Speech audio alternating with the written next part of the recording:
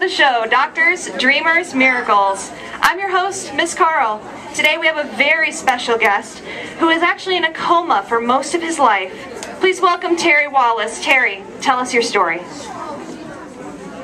One day I was driving in the car with some friends. We were driving in the car in the Ozark Mountains when I lost control of the car and we went flying off the cliff for a 25 feet drop. Oh my goodness. What happened to you?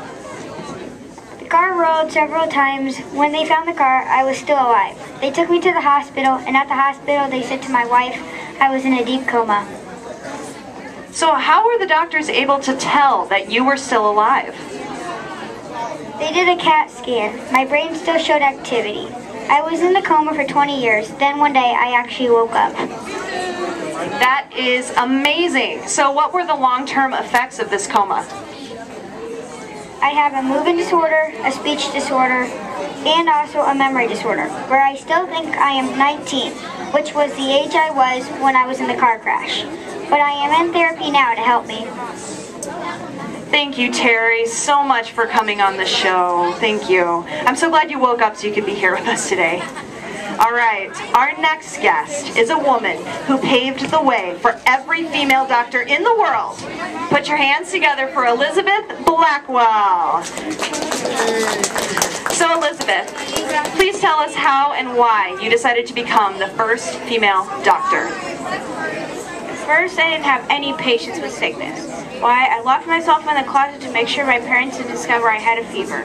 One time, my tutor used the eye of a bull for a demonstration, and I ran in the bathroom and was sick. Anyway, one of my friends was dying from cancer and told me how humiliated she was from being treated by male doctors, and she didn't want anyone else to go through that. That must have just been horrible for your friend. So, did people support you in becoming a doctor? No, nobody wanted women to become doctors. In fact, all the women in the town thought I was wicked or insane, so they stayed away. It seemed like the men accepted me to becoming a doctor more than the women. It was really hard. But I just kept my head up and didn't let the mean remarks affect my studies. My friend said if I wanted to become a doctor, my only choice was to move to France, disguise myself as a man, and only then I would be accepted into medical school. But you made it into medical school and you became a doctor. You did it, girlfriend! Yes, I did. I never got married, but I did adopt a daughter. I started hospitals and wrote books. I think I was very successful. I died knowing that I had made a difference in the world, and glad that women don't have to depend on men anymore.